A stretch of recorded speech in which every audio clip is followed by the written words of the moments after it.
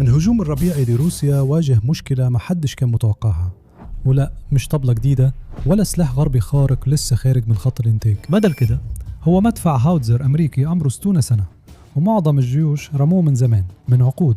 في 2 إبريل اللواء المدفعي الأوكراني ال 52 أعلن ببساطة إضافة مدافع هاوتزر ذاتية الحركة 203 ملم M110A لترسانتهم.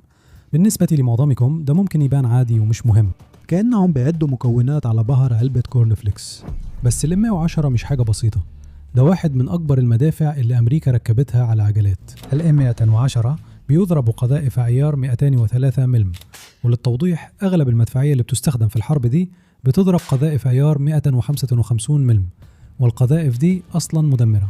بس ال 203 ملم ده موضوع تاني خالص.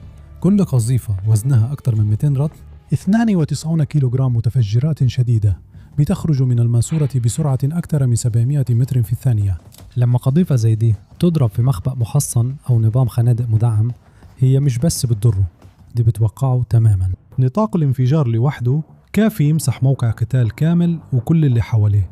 وللمقارنة القذيفة العادية 155 ملم وزنها حوالي 95 رطل. الام 110 بيرمي أكتر من ضعف الوزن ده مع كل طلقة. القذائف المدعومة بالصواريخ اللي أوكرانيا استلمتها مع المدافع دي ممكن توصل أهداف على بعد 30 كيلومتر، يعني حوالي 18.5 ميل. أوكرانيا ممكن تحط الحاجات دي ورا الجبهة وتضرب قذيفة وزنها 200 رطل على مركز قيادة روسي أو مخزن ذخيرة، وبعدها تنقل لمكان تاني. الام 110 بيشتغل على شاسيه مجنزر ومحرك ديزل 405 حصان، ويمشي بسرعة 34 ميل في الساعة على الطرق. بس مع القوة الكبيرة دي في كمان شوية عيوب، وأهمها أنه محتاج طاقم من 13 شخص عشان يشتغل.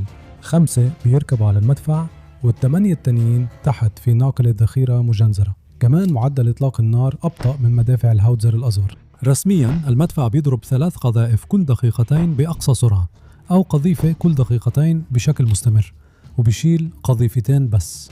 بعد أول كم طلقة لازم حد يعيد التلقيم من ناقلة الإمداد، ونظام التلقيم الهيدروليكي اللي بيدخل القذائف اللي وزنها 200 رطل في حجرة الإطلاق معروف إنه بتعطل كتير.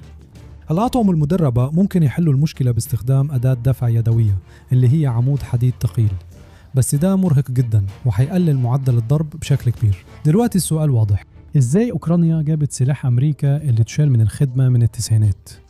البداية في اليونان. في أكتوبر 2025 ظهرت تقارير إن وزارة الدفاع اليونانية وافقت على بيع 60 مدفع هاوتزر M110A2 لأوكرانيا عن طريق جمهورية التشيك. اليونان بدأت تستخدم المدافع دي من أوائل الثمانينات، وكان عندهم حوالي 145 مدفع في أقصى عدد. لكن لما طوروا أنظمتهم لمدافع الناتو القياسية 155 ملم مدافع M110 بقت زيادة عن الحاجة. معدات كانت مركونة في المخازن وبتجمع تراب، فعشان كده اليونان صنفتهم كمعدات عسكرية غير أساسية وباعتهم بسعر يعتبر رخيص جدا.